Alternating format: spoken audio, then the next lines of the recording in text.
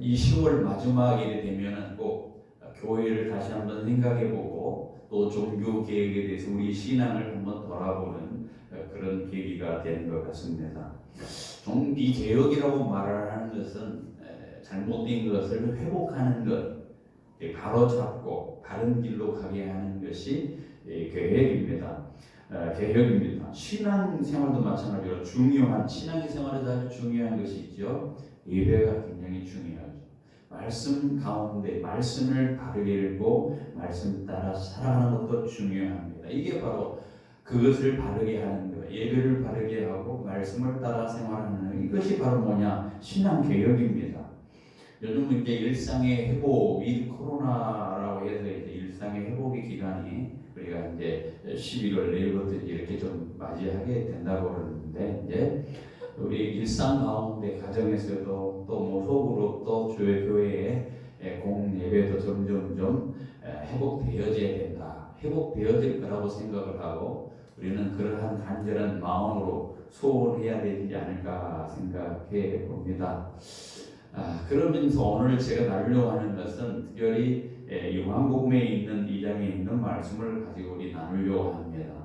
우리의 신앙이 과거에 어떤 모습이었는지, 우리의 삶이 과거에 어떤 모습이었는지는 알 수 없지만은 오늘 본문은 예수님의 첫 번째 기적을 가리켜서 표적이라고 말씀하시면서 우리에게 준 말씀입니다.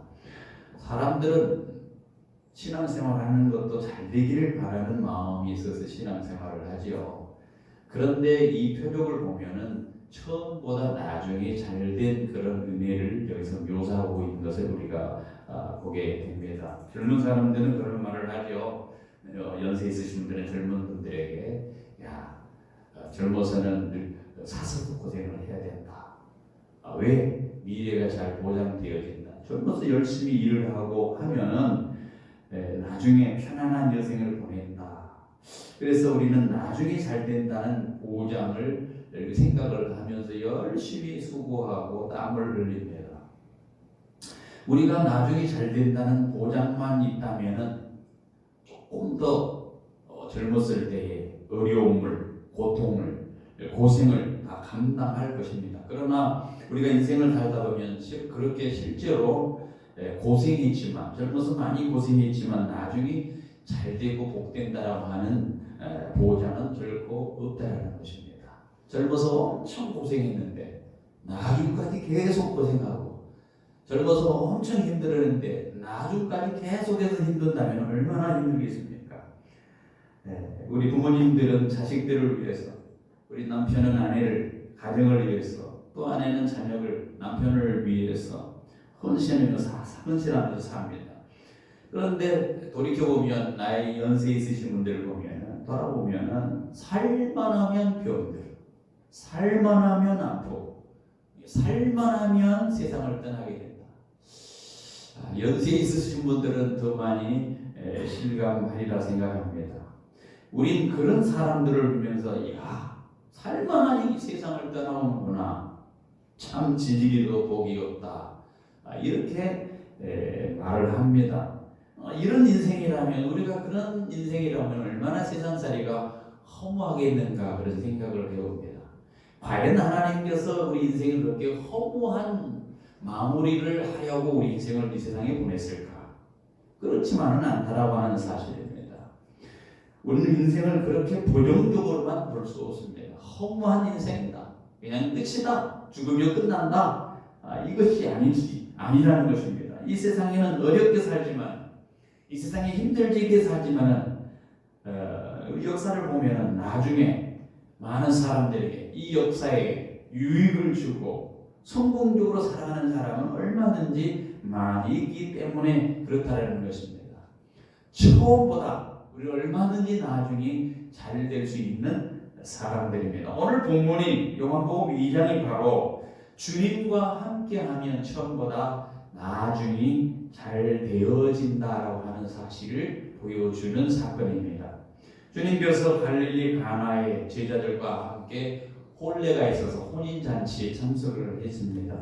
혼인잔치는 그 당시 관례에 의하면은 일주일 동안 계속 되어지는 거예요. 우리나라는 언제 요즘은 결혼식 하면 뭐 많은 데는 30분 안에 결혼식이 다 끝나요. 입장하고 주례사 하고 뭐 하고 끝나. 예식장이 뭐 1시간 턱으로 이렇게 해서 그냥 계속해서 진행되어지는데, 당시 유대인들은요 일주일 내내 혼례식을 치르면서 잔치를 베푸면서 기뻐하고 그렇게 했다는 것이죠. 일주일 동안 계속해서 기쁨이 진행 동안 기쁨과 축제의 상징이 무엇이냐면 바로 포도주예요. 포도주. 그 포도주를 마시면서 감사하고 포도주를 마시면서 축하한다 이렇게 하는데, 문제는 포도주가 떨어졌다는 거예요. 그 사실을 알게 된 예수님의 육신의 어머니인 마리아가 그 문제를 해결하라고 예수님께 부탁을 하죠. 이 집에 포도주가 떨어졌어요. 예수님이 지금 마리아에게 그러죠. 여자여, 그게 나와 무슨 상관이냐. 아니, 예수님이 어머니한테 버릇없이 여자애 이랬다? 육신의 어머니지만 지금 예수님이 사역을 시작하기 전입니다. 그 사실을 안 마리아, 주님께 부탁한 마리아. 그리고 그렇게 말합니다. 예수님께 그렇게 부탁하고 하인들에게 말합니다. 혹시 예수님이 너희들에게 무슨 말씀을 하시든지 그대로 해라. 예수님이 무슨 말씀을 하시는지 너희들이 그냥 시키면 그대로 해라. 이렇게 마리아가 부탁을 하지요. 예수님은 실제로 그 상황을 보시고 하인들에게 손 씻을 때 유대인의 그 관례에 따라서 손을 씻고 예를 따라서 손을 씻는 그 항아리가 있는데, 그 항아리가 유대인들은 6개, 뭐 많게 물을 갖다 저장해 놓고 있는 그런 지역 아닙니까? 6항아리를 물을 채우라고 예수님께서 말씀했어요. 제자들은 그냥 갖다가 맹물을 그냥 항아리에다 6항아리 가득 채웠습니다. 주님은 또 그 하인들에게 이렇게 말씀하시고, 다 채워졌냐? 네. 그러면 이제 이것을 떠다가 연회장에게 갖다 줘. 가서 손님들에게 갖다 주라. 이렇게 말씀합니다. 하인들이 그대로 주님의 말씀에 순종해서 항아리에서 포도주를 찾는 그 손님들에게 갖다 줍니다.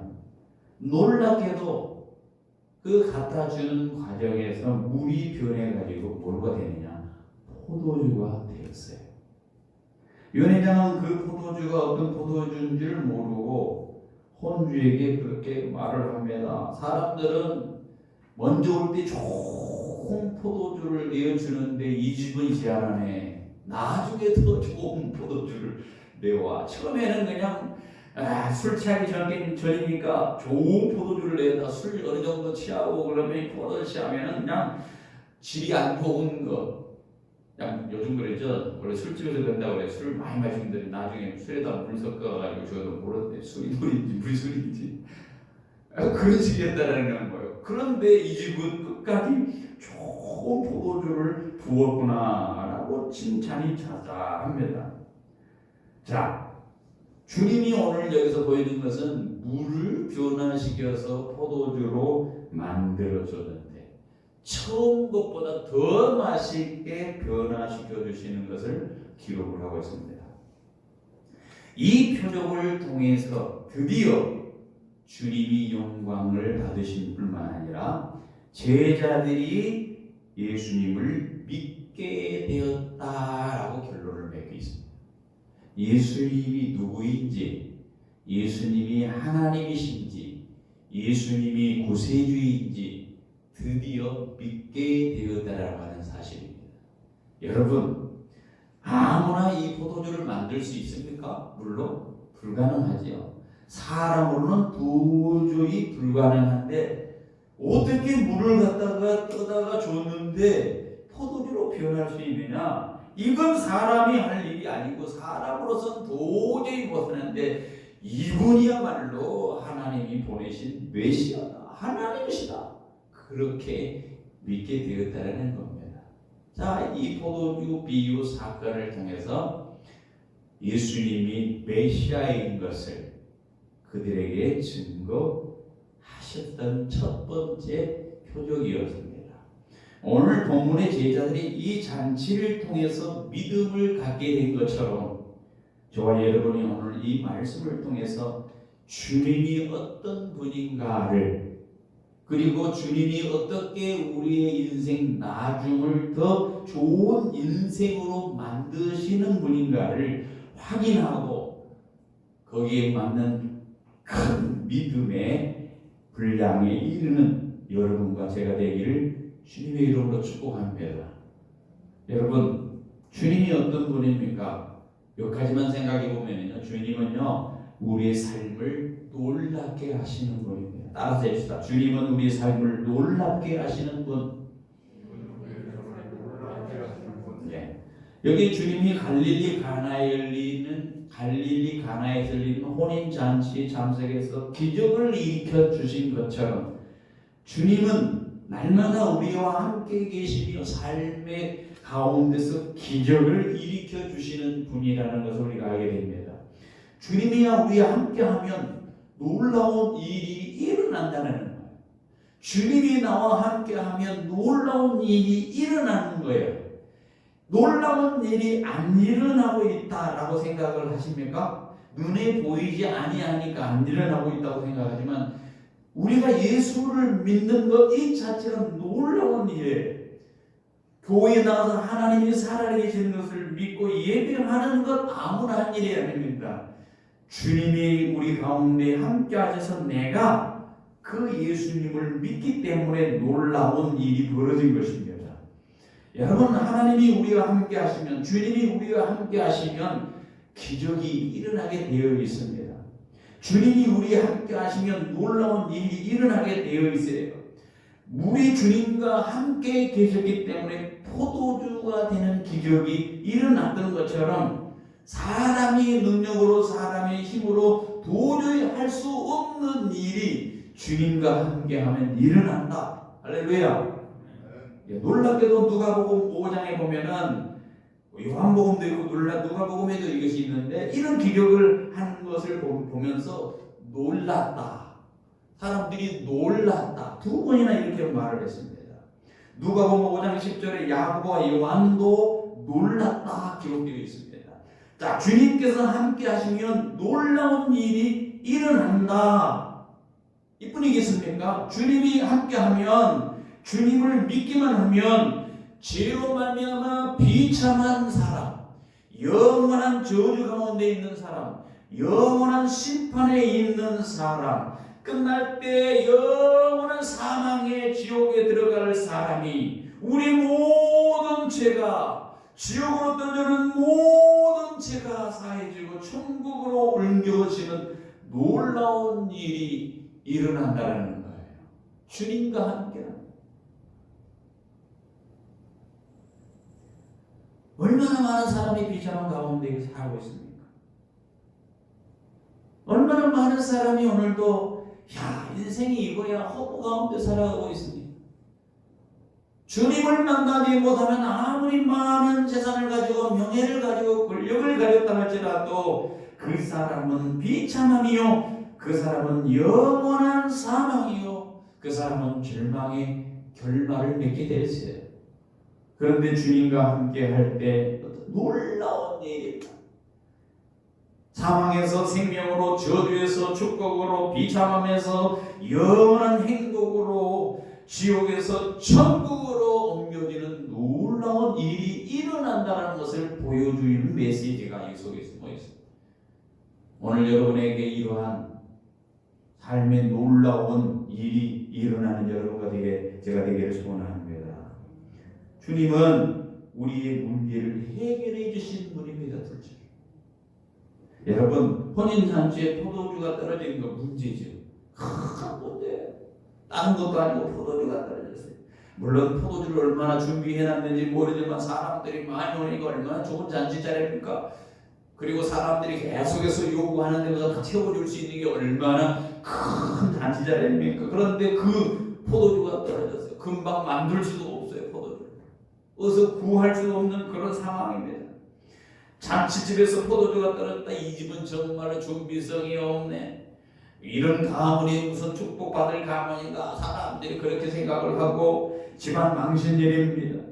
예수님은 그런 어려운, 예수님의 어머니 마리아는 그런 어려운 상황을 누구에게 가져갔는가? 주님께 가져갔어요. 예수님께 가져갔어요.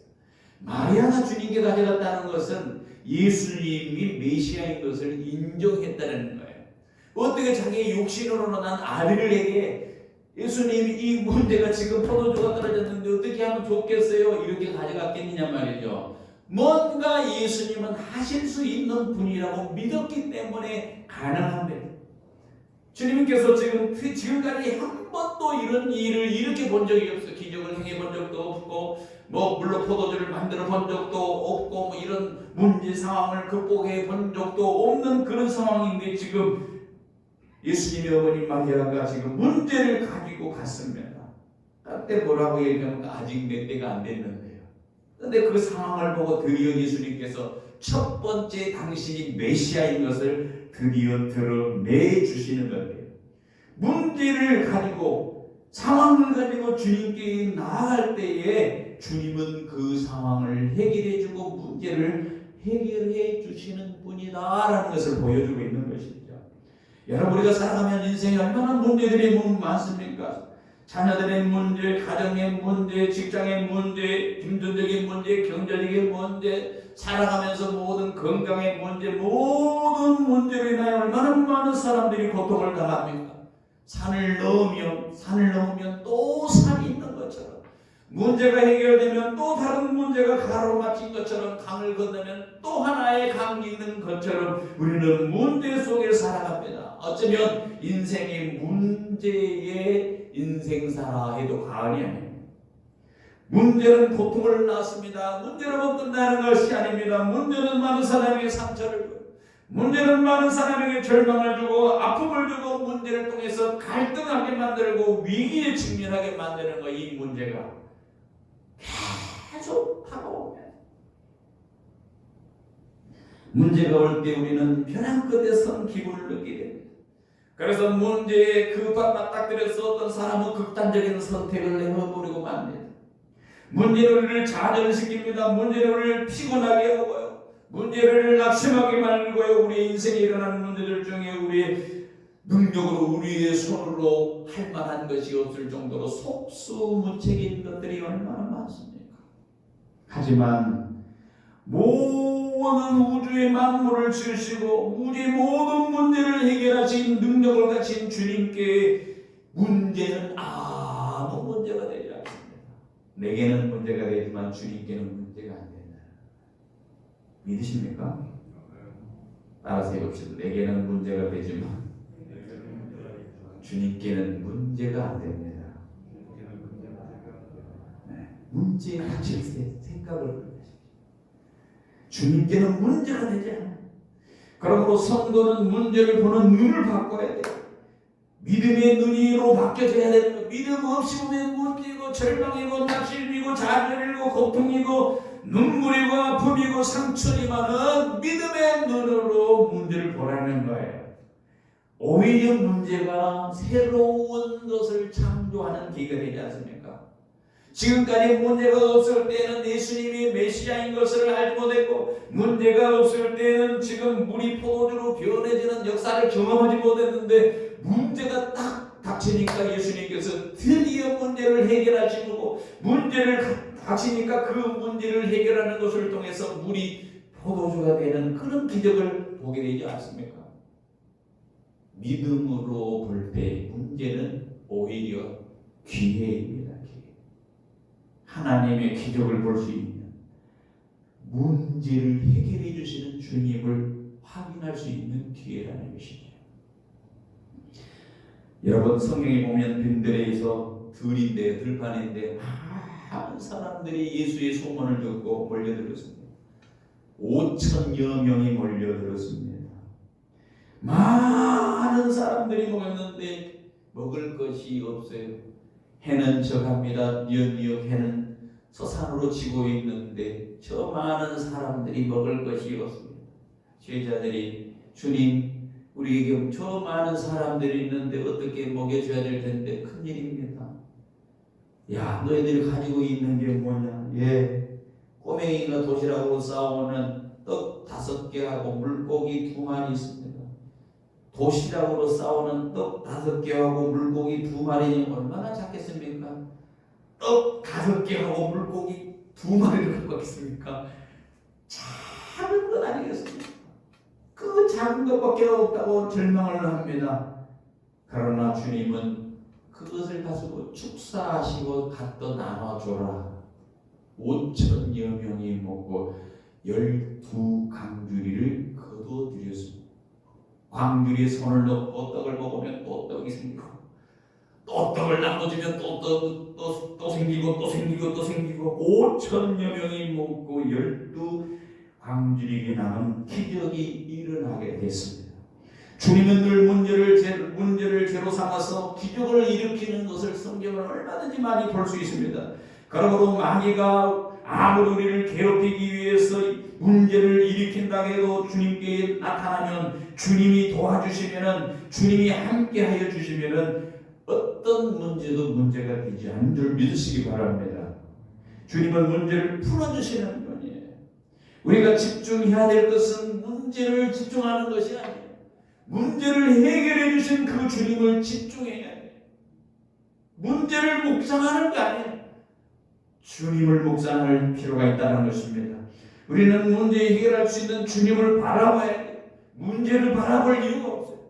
문제 상황을 바라볼 이유가 없어요. 문제를 해결할 수 있는 주님을 바라보고 기도해야지.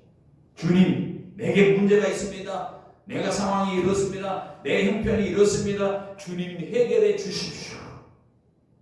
문제를 주님께 가지고 가서 주님께 맡기면 됩니다. 마태복음 7장 7절에 구하라 그리하면 너에게 주실 것이요 찾으라 그러면 찾아낼 것이요 문을 두드리면 그리하면 너에게 열릴 것입니다. 구하고 찾고 두드리는 것이 우리의 일이에요. 그러면 주님이 주시고 찾아내 주시고 열려지게 해주신다는 거예요. 닫혀있습니까? 여러분 구하셔야 돼요. 두드려야 돼요. 필요한 것이 있습니까? 구해야 돼요. 찾아야 돼요. 문을 두드려야 돼요. 안 두드리면 안 되는 거예요. 야고보서 1장 5절에 너희 중에 지혜가 부족하거든 누구든지 지혜가 부족하거든 모든 사람에게 후히 주시고 꾸짖지 아니한 하나님께 구하라 그리하면 주시리라. 부족해요? 세상 살아가는데 참 지혜가 부족합니까? 하나님께 구하라. 모든 사람에게 후히 주시고 너 그런 걸 가지고 와서 나한테 얘기하니? 야, 니 혼자서 해결해. 이렇게 꾸짖으시는 분이 아니라 꾸짖지 아니하시고 아니하시는 하나님께 구하라 그리하면 주시리라. 아멘.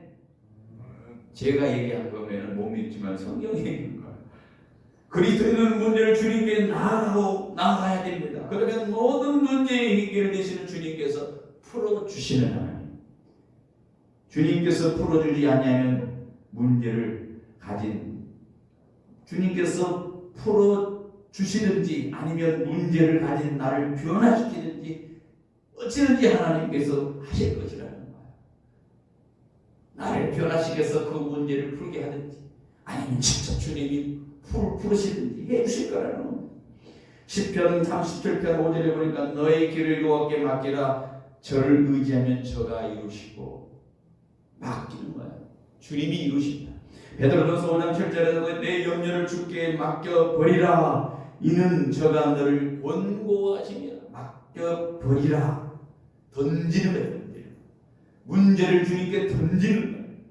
우리의 인생 살아가야 할 때 미래의 문제, 미래에 대한 그 불확실한 미래의 길을 여러분 내가 짐지고 있는 내가 져야 할 그 무거운 짐을 나의 책임을 날마다 나의 염려를 주님께 전적으로 맡겨버리는 것 내어 던져버리는 것 그것이 뭐냐? 믿음으로 사는 길. 염려와 불안을 이기는 길 무엇입니까? 주님께 맡겨버리는 거예요.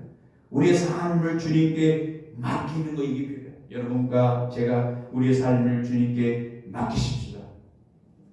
맡겨야 돼요. 왜? 문제를 풀어주시는 분이기 때문에 그렇습니다. 세 번째, 주님은 우리의 모든 영역에 변화를 일으키시는 분입니다. 항아리에다가 물을 채워라, 주님께서 그렇게 말씀했어요. 항아리에 물을 채워라, 7절에. 그리고 떠서 연회장에게 갖다 주라, 8절. 채우고 물을 채우고 갖다 주라. 주님의 말씀에 순종하니까, 종들이 순종하니까 물이 변해서 포도주가 되었어요. 우리가 여기서 발견하는 게 뭐냐? 주님은 물을 변화시켜서 포도주가 되게 하신 것처럼 우리의 영혼과 우리의 몸, 그리고 우리의 삶의 모든 관계까지도 변화시켜 주시는 분이다. 아멘이십니까? 주님에게는 불가능한 변화가 없어요. 물이 어떻게 포도주가 돼? 아니요, 물이 포도주가 됐습니다. 주님이 역사하면 변화되지 않을 것이 아무도 없어요. 주님이 역사하면 깡패가 되어요, 참된 그리스도인이 될 수 있어요. 저 살인마도 예수 그리스도인으로 변화될 수 있어요. 도저히 불가능해 보이는 것도 주님과 함께하면 변화를 될 수 있습니다. 불가능해 보이는 수많은 환자들이 치료받고 변화하듯이 불가능했던 모든 속수무책의 상황과 환경이 변화되었듯이 예수를 믿던 사울이, 예수를 핍박했던 그 사울이 바울이 된 것처럼 변화되시, 주님은 어떤 경우도 변화시키실 수 있으신 분이신 걸 믿으시기 바랍니다. 주님은 하찮은 것도 값비싼 것으로 변해요. 지금 물은 그 당시에 하찮은 것이 되고, 그러나 값비싼 포도주로 변화시켰어요. 주님은 별 볼 일 없는 우리 인생도 유용한 인생으로 변화시킬 수 있어요.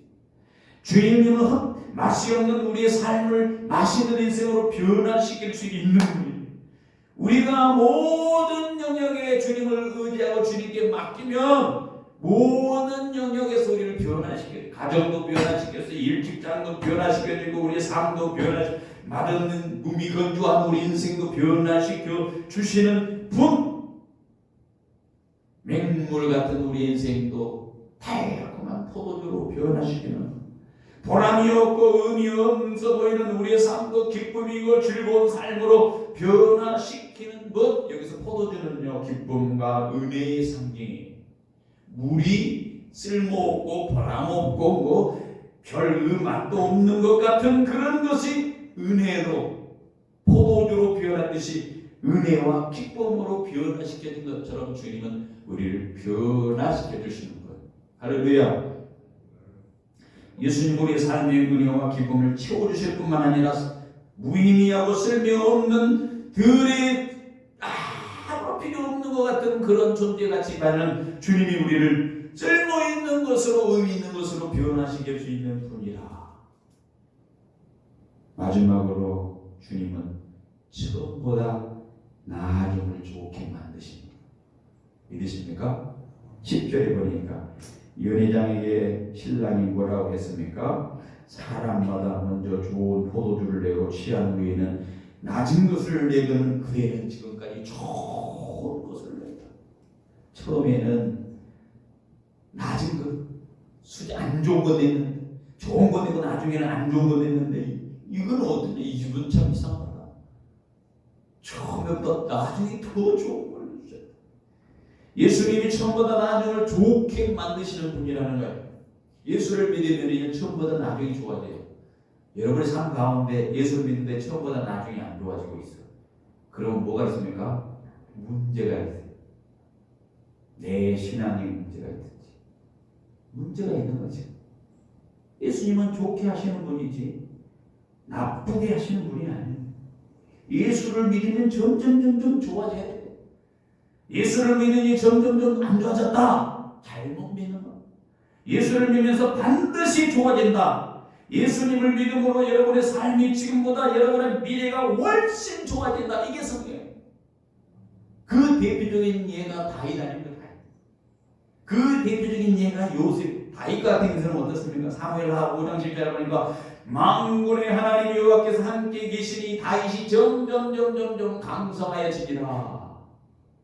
다윗이 하나님과 함께 있는데 그냥 그 목동에 불과했던 사람이 점점 강성해지는 거예요. 왕이 되고 그 나라가 부흥하고 강성해지는 거예요. 강성되고. 그래서 많이 들어보니 강성. 요셉이 어떤 사람입니까? 요셉이 창세기 39장 2절에 보니까 여호와께서 요셉과 함께 하심으로 그가 형통한 자가 되었다. 함께 해주시니까 형통이 됐어요. 주님이 함께 하시면 처음보다 나중에 좋아지는 거예요. 그걸 보여주고 있어요.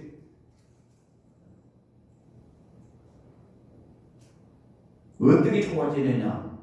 풍성하게 좋아지게 돼요. 풍성하게. 여러분, 여기 항아리가 있는데 항아리 6개의 물 항아리를 채우라 이렇게 6개는 100리터예요. 이 뱅 하나가 100리터짜리가 6개니까 어떻게 600리터 이상의 어마어마한 양의 물이 들어가는 포도주의 양이 그 항아리예요. 여러분은 자신의 미래를 어떻게 보십니까? 혹시 현재 여러분의 능력 수준만큼 내 미래가 그렇게 될 것이다 이렇게 생각합니까? 그것은 믿음이 아니에요. 믿음은 내 능력만큼 내 미래 바라보는 것이 아니라 나를 통해서 하나님께서 역사하시는 주님의 능력만큼 내가 미래를 바라봐야 돼. 내 능력이 요만하니까 주님도 요만하다고 생각을 하고 요만하다고 생각하기 그렇게 생각하지 말라는 거야. 내가 이러더라도 주님의 능력은 이루하시니 나는 믿음의 눈으로 요것만 보지 말고 요렇게 바라는 거야. 이게 믿음이에요. 주님을 믿는 사람은 풍족하게 되어지는 복을 누리게 됩니다. 왜? 주님이 오신 목적이 풍성함이에요. 요한복음 10장 10절에 이렇게 말합니다. 도둑이 오는 것은 도둑질하고 죽이고 멸망시키는 것이요. 도둑이 오는 거요. 도둑이 오는 거 도둑질하고 죽이고 멸망시키는 거예요. 도둑질이 와가지고 우리가 와가지고 죽이고 멸망시키고 문제를 일으키고 아프게 하고 고통스럽게 하고 이렇게 도둑질이 하는 거예요. 악한 영의 세력들이. 그러나 내가 온 것은 예수님의 말씀에 당신이 내가 온 것은 양으로 생명을 얻게 하고 더 풍성히 얻게 하려 합니다. 주님이 오신 목적이에요. 생명을 얻게 하고 영생을 얻게 하고 풍성히 얻게 하는 것이다. 삶의 모든 질을 풍성하게 해주시는 분이다. 우리가 풍성하게 하시는 주님을 붙들고 살면 우리의 미래는 더 좋아질 것이라는 거예요. 우리가 현재 지금 모습에 낙심하거나 현재 모습에 만족하고 미래를 믿음으로 보지 않냐면 우리는 현재 그대로 멈춰 있지만 그러나 우리가 믿음을 갖고 꿈을 꾸며 나가면 우리는 지금보다도 더 밝은 미래가 풍성하게 예비되어져 있다. 할렐루야. 그래서 우리 믿음은 그릇에 비유해. 그릇. 조그만 종지 그릇에다가 물을 채워라. 내가 변화시켜라. 그렇게 안 하셨어요. 니네 가지고 있는 그릇이 몇 개냐? 다 갖고 와라. 갖고 온 만큼 채워줬어요. 갖고 온 만큼 변화시켜 주셨어요. 일본의 사람들이 좋아하는 관상어 중에 코이라고 하는 관상이 어때요? 내가 한번 말씀을 드렸어요. 코이라.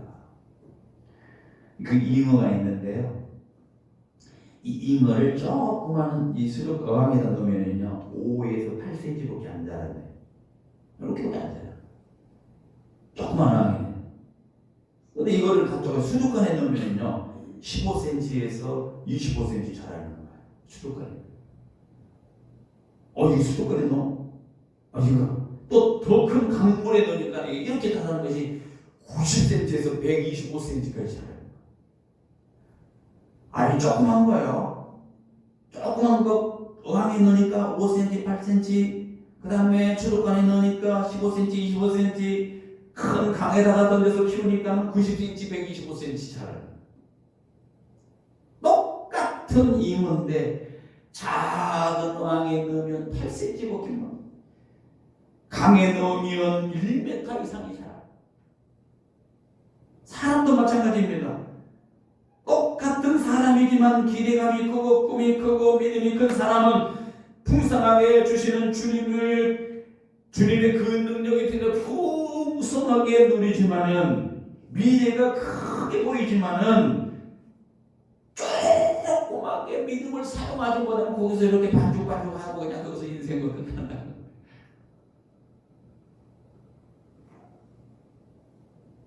주님은 여러분이 지금 어떤 분입니까? 여러분의 수준만큼의 주님, 여러분이 암만큼의 그 주님. 요렇게 알면은요, 주님이 요렇게 크게 보이고, 요렇게 알면은 주님이 이렇게 크게 보이고, 내가 요렇게만 주님 알면 주님이 요렇게 생겼다고 생각합니다.